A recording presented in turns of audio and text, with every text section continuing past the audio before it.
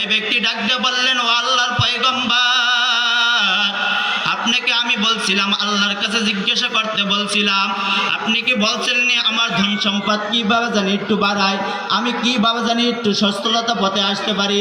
ওই ব্যক্তির মুসা নবী ডাক দিয়ে বললেন, তুমি আল্লাহর কাছে শুকরিয়া আদায় করো, আল্লাহ তাআলা তোমার ধন সম্পদ বাড়াই দিবে। ওই ব্যক্তি সঙ্গে সঙ্গে প্রশ্নের উত্তর দিলেন, আমি শুকরিয়া আদায় করব কিভাবে? আমার পরনে তো কাপড়ই নাই, আমার তো থাকার বাসস্থানই নেই, আমার তো খাবার ব্যবস্থা নাই, আল্লাহ কি আমাকে চোখে দেখে না?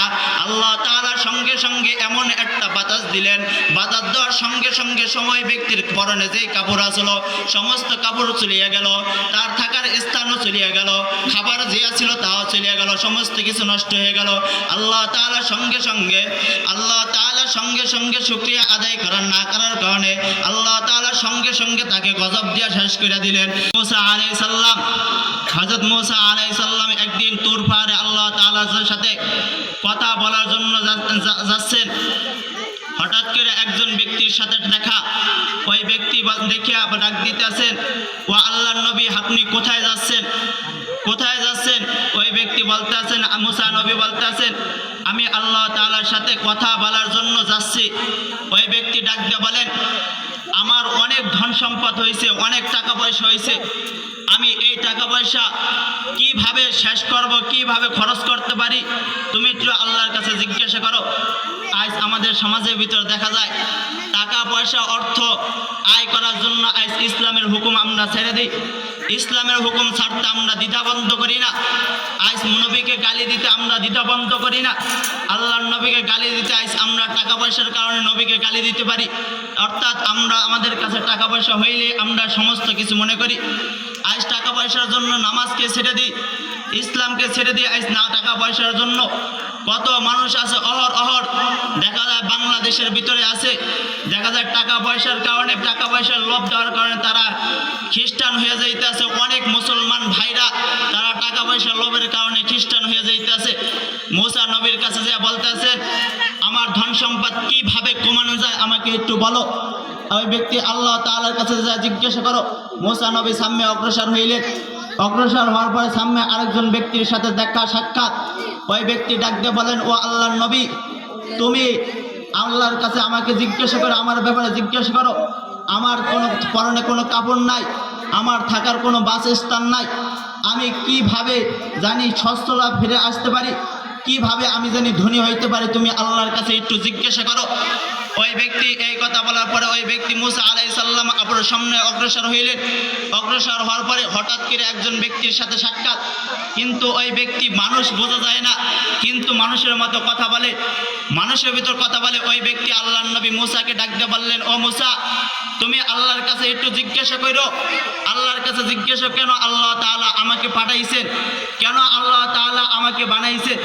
মুসা নবী যখন ফেরত আসলেন, ফেরত আসার পরে ওই প্রথম ব্যক্তির সাথে সাক্ষাৎ। হযরত মুসা আলাইহিস সালামকে ডাক দিয়ে জিজ্ঞাসা করলেন, ও আল্লাহর নবী, আপনাকে আমি বলছিলাম আল্লাহর কাছে জিজ্ঞাসা করার জন্য আমার ধন সম্পদ কিভাবে কমানো যায়। মুসা নবী ডাক দিয়ে বললেন, তোমার ব্যাপারে আল্লাহ তাআলার কাছে জিজ্ঞাসা করেছিলাম, আল্লাহ তাআলা বলছেন তুমি শুকরিয়া আদায় কমাই দাও।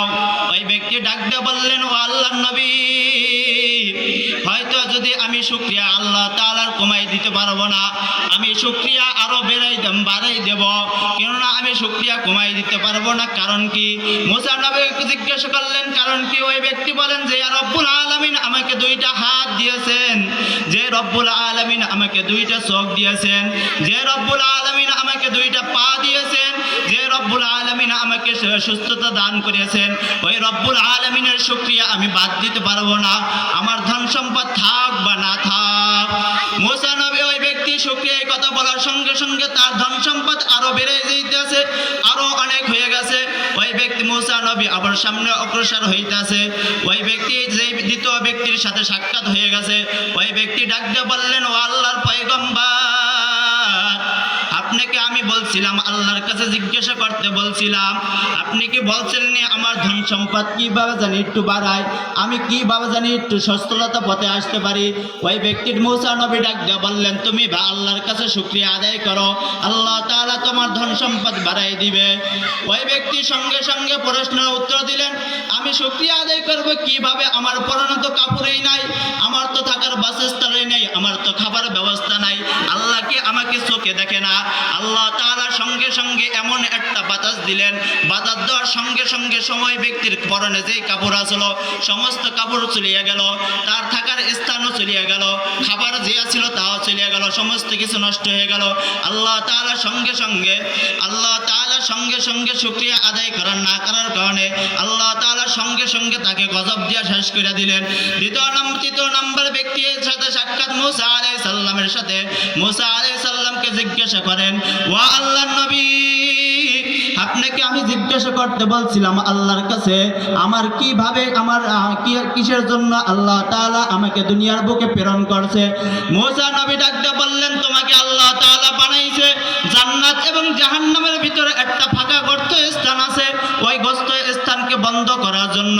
ওই ব্যক্তি ডাক দিয়ে বললেন, আলহামদুলিল্লাহ। মূসা আলাইহিস সালাম আশ্চর্য হয়ে গেলেন। মূসা আলাইহিস সালাম বললেন, ও ভাই, তোমাকে তো আল্লাহ তাআলা বানাইছে ওই জাহান্নামের গর্তটা বন্ধ করার জন্য, কেন তুমি আলহামদুলিল্লাহ বললা? ওই ব্যক্তি ডাক দিয়ে বলেন, আল্লাহ তাআলা সূর্য বানাইছে মানুষের খেদমত করার জন্য, চন্দ্র বানাইছে মানুষের খেদমত করার জন্য, সমস্ত পশু পাখি বানাইছে মানুষের খেদমত করার জন্য।